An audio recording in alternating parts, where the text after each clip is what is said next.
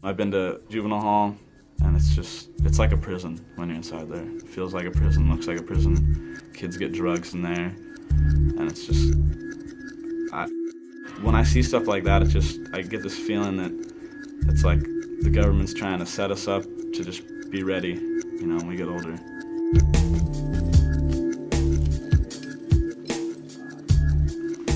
We live in a country that tends to rely on incarceration as the main method of crime control. We are building more and more juvenile beds at a time when juvenile crime is dropping. And as we are in the 21st century, the design flaws continue to reveal themselves. And the more crowded it is, the more difficult it is to manage kids there. One of the most basic principles of child development is that drawing children into this system isn't good for them. One kid said, he was asked, how do you think the system sees you? And he said, like a piece of garbage. And I think that comes from not listening to young people. Just think about us, it's like you're making decisions for us, from our well-being. You don't know me, I don't know you, you don't know us, you don't know people out in the community, you don't know them. Educate yourselves. Then you can really start making those right decisions for me or for anybody else in the same struggle.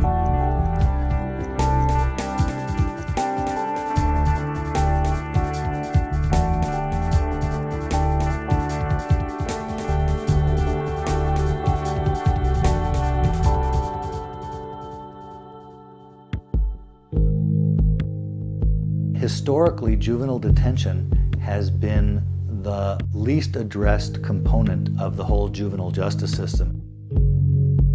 Each year, about 600,000 children are admitted to secure detention centers.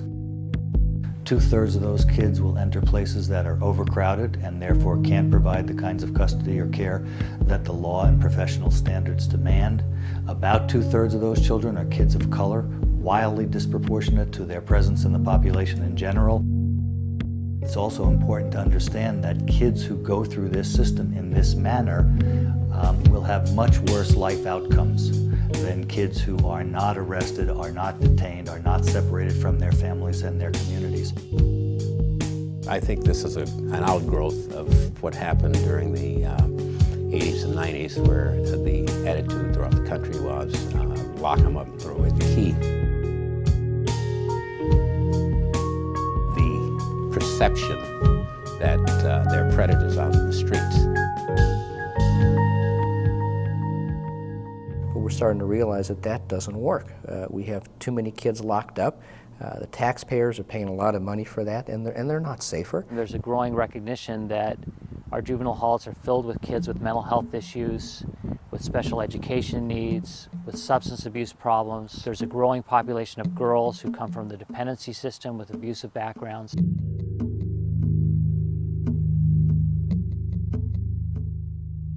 2 out of 3 children in detention in the United States are in overcrowded facilities.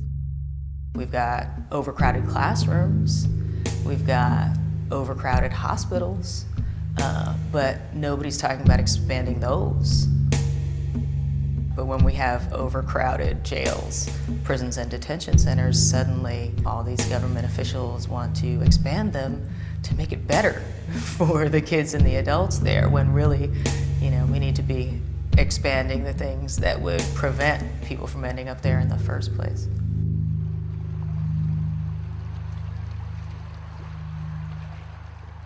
We are as political as any city in the United States. We're a very large urban center with 6 million people. We're the largest single-site juvenile detention center in the United States. Our detention center was built in '73, and we have a capacity of 498 children. And at the time it was built, our thought was we'll never fill it. This center will never be filled. It just has so many beds. How could we possibly fill them all? Well, in February of '96, we had 840 children in custody. At that time, the population was very heavily black, as it is today. And there was long stays that kids were spending in the detention center, and sometimes for things that we didn't think justified it.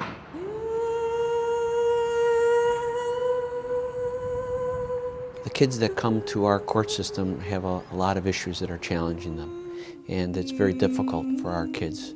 They're dealing with a ton of issues that I didn't have to deal with.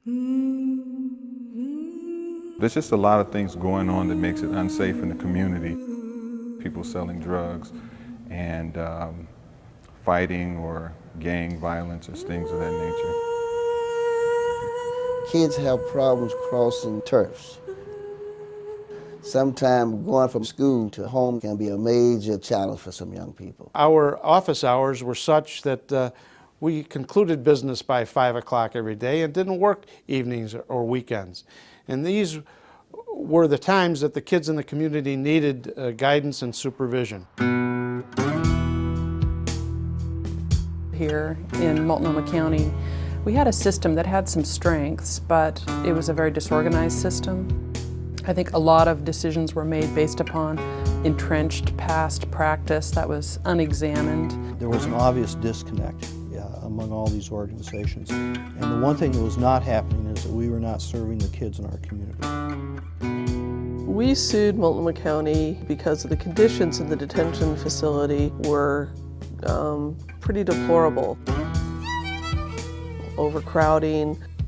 The kids were in rooms that had exposed water pipes that the youth often would break as defiance measures, so the rooms were often flooded. The youth didn't have access to bathrooms unless the staff let them out of rooms, so a lot of times the youth would just go to the bathroom in the rooms. We had very few alternatives to detention. We decided who would be held in detention mainly on a gut level feeling and on experience, but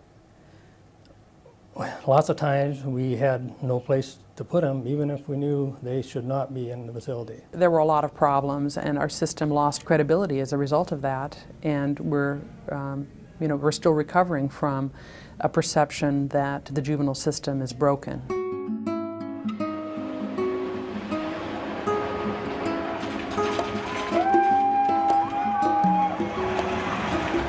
Well, in 1997 in Santa Cruz County, we found ourselves having experienced 5 years of overcrowding in our juvenile detention facility.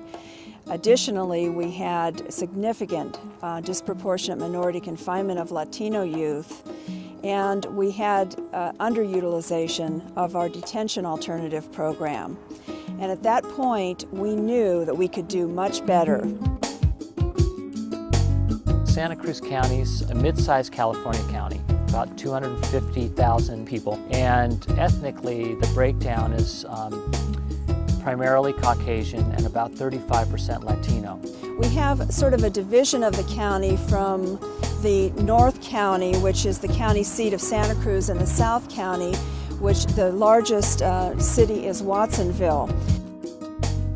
Watsonville is characterized by a number of people who are recent immigrants to the county from Mexico and work in the agricultural environment there. The parents are all day in the fields, early in the morning until late in the evening. The kids are mainly unsupervised. They're young kids just starting to learn English, and in the schools they meet other kids and they start forming these gangs, and those gangs become their family. Latino youth were staying in the juvenile hall a longer period of time than others, and what that said to us is that the placement opportunities for culturally appropriate placements for Latino youth did not exist. And this has been a problem that really has a national face to it, because as I've gone around through any Casey to other jurisdictions, I understand that there's a lot of people struggling with those kids with special needs or those kids waiting to go to placement, sitting for long periods of time in juvenile halls just waiting to get treatment. That really is almost a crime of the system, not providing treatment when the judge has ordered it. The Annie Casey Foundation as an institution has a very single purpose, and that is to improve outcomes for disadvantaged children in the United States. Well, at the beginning of the 90s, the Casey Foundation did some research to examine how detention was used nationally. And what we found was a system that was arbitrary, expensive, and discriminatory. And based upon that analysis, we decided this was a problem that we ought to devote some resources to fixing. Our response to the problems in juvenile detention was the design and implementation of a multi-year, multi-site initiative called the Juvenile Detention Alternatives Initiative, mainly referred to now as JDAI. Chicago, Santa Cruz, Portland, these places were overcrowded, spending tons of money and looking at lawsuits in order to get worse. And so Casey came in and said, you meet our criteria for trying to reform, because if we can reform here, we can reform in other places. Before the process of system reform began here, there wasn't an emphasis on gathering data. And so as a result of that, we made assumptions a lot. Policy is now made and driven by data, not by fads, not by hunches, not by who thinks this is a better way to go. We've really become very committed to the idea of using data to examine problems, to look for solutions to problems, and then in the evaluation of whether the solutions that we've implemented are actually working. Data collected in each site about who was in detention and why raised a large number of questions about why they were actually locking these kids up. There's a common perception that the kids who are in detention are very heavy-duty offenders, kids with guns and knives or members of gangs. The truth is very different. The majority of kids in detention on any given day are kids charged with property offenses, public disorder offenses, or violations of rules like probation violations. The kids in detention, by and large, are kids who have angered adults, not kids who adults are afraid of. Prior to this initiative, there really wasn't a collaboration, a sharing of information, nor was there a consistent joint policy among all the key actors, the judges, probation, the prosecutor, defense, detention, and community-based organizations. We now have a group that talks. If you have the sort of structure that just asks people to attend a meeting every 6 weeks, you will not make headway. You have to look at this as part and parcel of the everyday work that you do. So Judy had asked if we could include a couple of things about just conditions of confinement and other issues in juvenile hall. Officers got to learn that social workers were good people. Social workers got to learn that cops were good people, and that most important, that we always had the best interests of the kids in mind. Once sites had learned to rely on data for policy and program decisions and had gotten the various agencies to work together, they could start to focus on aspects of practice. And the first issue that they had to take on was how they decided who would or wouldn't be admitted to secure detention and who should or shouldn't be in non-secure alternatives. And the way they went about doing that was to develop these instruments that were designed to make that assessment and to guide those detention decisions. The risk assessment instrument gives points to a young person when they are delivered to detention to determine whether that young person should stay in detention or should be released. Juveniles are to be released, not held in detention, unless there's a risk of failure to appear at subsequent judicial proceedings, or that there is a high risk of reoffense. And so that's what the RACE seeks to measure. The decision makers are line counselors who have a child brought to them by the police, and they deal with them based on how they present themselves, their history, and so forth. With the use of this device, we do not have a high rate of failure to appear, and we do not have a high rate of reoffense for these kids. Sounds like there's something going on at home, but... It's very informative because it's objective. It works.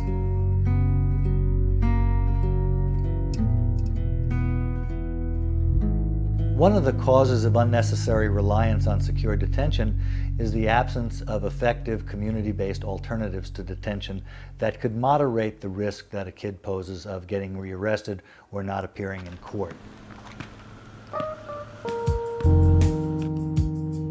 And in the JDAI sites, a continuum of program options was developed that typically included home detention, staying in the house. Yeah. You sure? day or evening reporting centers. Are you all telling me that you all have a conscience? Yeah. That you all have a heart? Yeah. That you all understand the way law is? And some number of shelter beds for kids who didn't have a home to which they could return.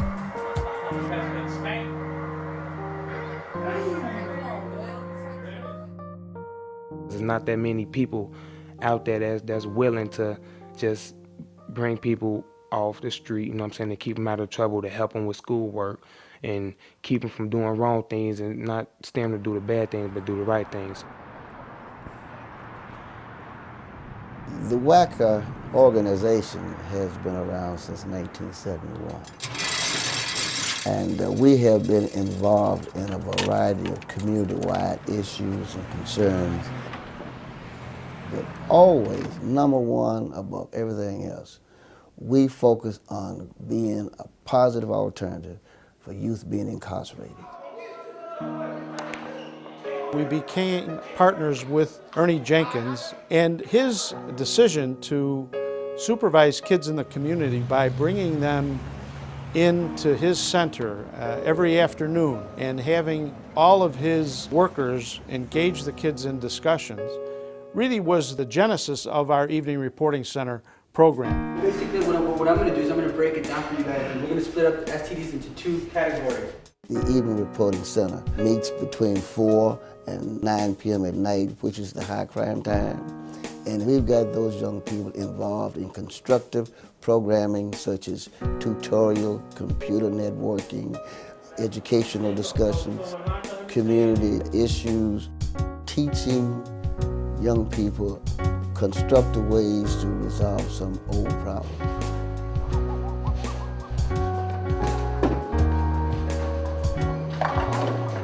Ernie's method spawned the development of similar centers in various parts of our county where the kids normally would go into detention.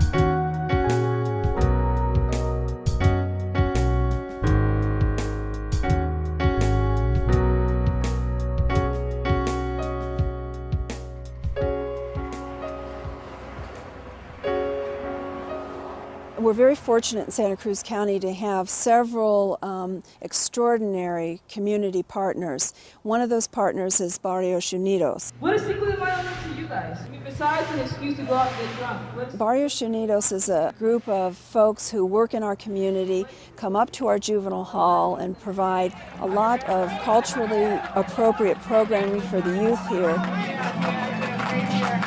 The work that we do within Barrios Unidos is trying to bring some hope into these institutions by being able to be there, to talk, to listen, to bring some cultural awareness, to bring some education. They've made that connection while they're in the juvenile hall, and they then help them transition into their own community program in Barrios Unidos. They have a school-based program. They work on youth development and economic opportunities for young people.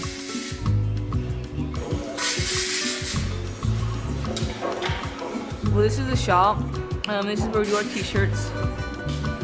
And these kids that work here, they've you know, been part of our programs before and needed a job, and they've evolved into where they're at today. Those individuals, those are our relatives. Those are the people from our neighborhoods.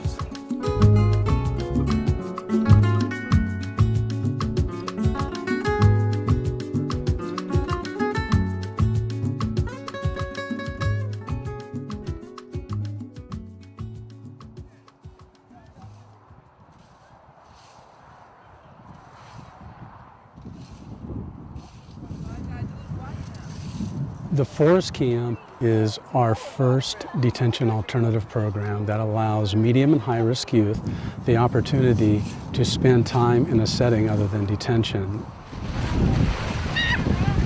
When I first found out that I was going to have to come to Forest Camp, it was a choice between here or going to the detention center. And any day I'd rather come out here than the detention center. It is still punishment, you know, you still have to ask when to go to the bathroom, you still have to ask if you can just get a glass of juice, but, you know, you have support, there's people to talk to. I'm here for drugs and alcohol, and I got, you know, honor roll student, applied to universities. I don't see where taking me out of my school to put me in a cell would really help me in the future. I see coming out here, taking the time out from the drugs and the alcohol, getting to know myself actually, is more helping me in my future than like destroying my self-esteem.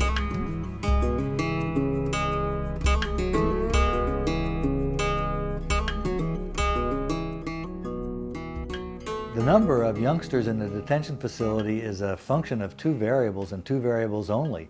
And those are the number of youth who are admitted to the facility and the amount of time that they spend in the facility. The development of things like the risk assessment instrument were designed to reduce admissions. Reducing length of stay is primarily accomplished through a variety of case processing reforms. How our case processing has changed as a youth is brought in overnight. We have an 11:30 meeting where we actually discuss their cases. Next case is Kenny. The people at the 11:30 meeting include the placement coordinator, the district attorney, Department of Human Services, the youth attorney, and at that time we look at what the best options for the youth are. Other things that you're concerned about in terms of community safety? He is not a risk to the community in my opinion. His charges have been menacing and theft too, and all probation violations. The only two things that we really look at to make sure the youth is held in custody is the risk to the community or if they will return for a court hearing. I think it makes sense to give him a try out of custody. Okay? Thanks. Let's move on to the next case. Then at that time the youth has a 1:30 hearing. Preliminary hearings will now begin. Kenny Cortez. Well, Your Honor, my client has a ray of only 8, which is a conditional release ray. And at that time we decide if the youth is going to be held in custody or released to the community, and the judge who hears that makes that decision. The court rules that this youth shall be released to the staff secure shelter for placement and on the community detention program for monitoring. So hopefully they've spent less than 24 hours in our facility if they do not need to be held in custody. The good news in Chicago is we went from a population of 842 kids to a population of 450. So we've reduced the harm we're doing to kids. We're running a safer program. Kids are in the community, no risk to public safety and all those good things. But unfortunately, at 842 we had 90% African American, 5% Hispanic, and 5% white in the facility. Today at 450, we have 90% African American, 5% Hispanic, 5% white. The jurisdictions that were most successful were those places that not only effectively implemented the core strategies, but that also developed specific strategies designed to address the particular needs and circumstances of kids of color in their facilities.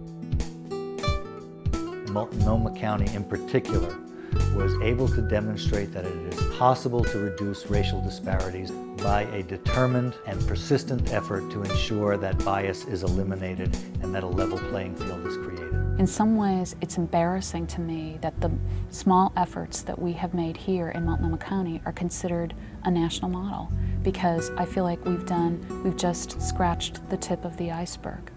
What we have done here is brought together a group of policymakers here in this community who care about this issue because they are personally committed to equal justice. It helps to have people of color involved in the system, people who will look like them, and they come into court and say, oh, this person is familiar, this person is someone I can relate to. Sí, señora González. Sí, llamo Yolanda Logan de Probación. And that holds true with the people that are working for the probation department. Can they relate to the young people? Can they relate to the families? Okay, nos vemos ahí. Adiós. Do you understand who you're dealing with? The other issue, and this is really the tough one, is we've got to face the issue that we don't select who comes to the front door of the juvenile justice system. The probation officers don't detention. This is basically driven by law enforcement. What kind of enforcement, deployment of resources, policies, and practice. And until we get into that arena, which is very difficult, we will be tinkering at the margins rather than really addressing the problems.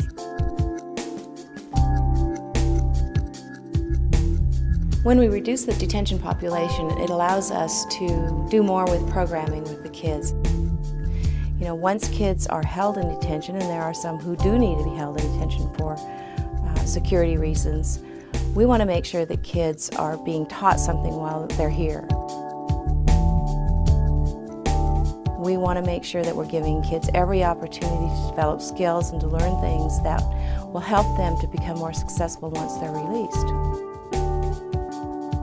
Here in Portland, we have had such a reduction in population in the last 3 years that we've been able to close 3 units. We'd like to think it's because of our detention reform policies.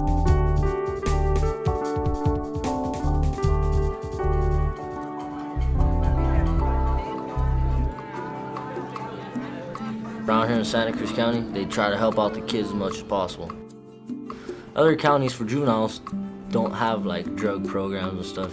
Santa Cruz County has a couple. They started getting a lot of new programs, a lot of new help, more funding for acupuncture and yoga, and they're hiring more counselors to come up and talk to us. This facility right here is a lot better. Gets us in here, gets us out of here to something else that can help us. Whereas the bigger places are just juvenile prisons, pretty much.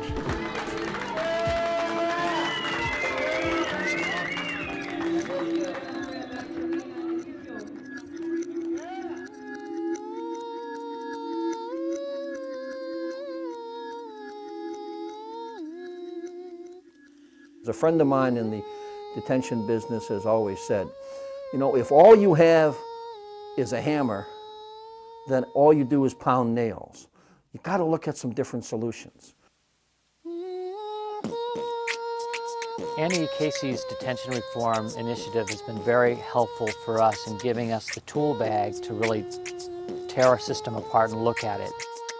The daily detention population in our facility has been greatly reduced, but without a resultant compromise of community safety. In fact, just the opposite. We have the lowest rates of reoffense that we've ever had. It takes a while. It takes a while to learn, but once you see these other options, you'll never go back. It just doesn't work.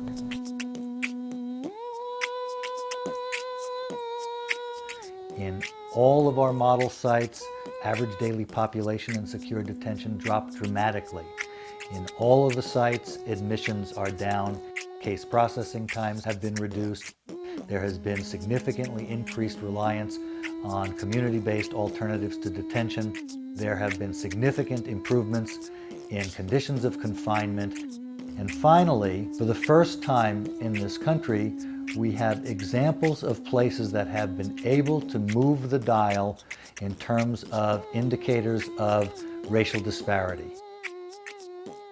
Now that the word is getting out about this Casey process, people are popping up everywhere.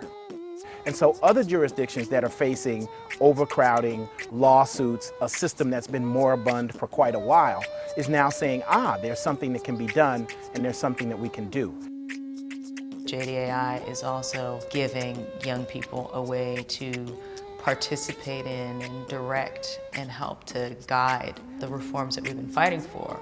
Young people are involved because they make the direct correlation between incarceration and the deterioration of their education system in states around the country, saying it's our lives that you're making these decisions about, you need to hear from us. We all have the same goal. No matter what community that you live in, we have the same goal here, and I think if we explore some of these options, we'll walk away with a lot more solutions than, again, doing it the old way. We have an obligation, we have a moral duty. These are kids, and what we do has a huge impact on the rest of their lives. The end.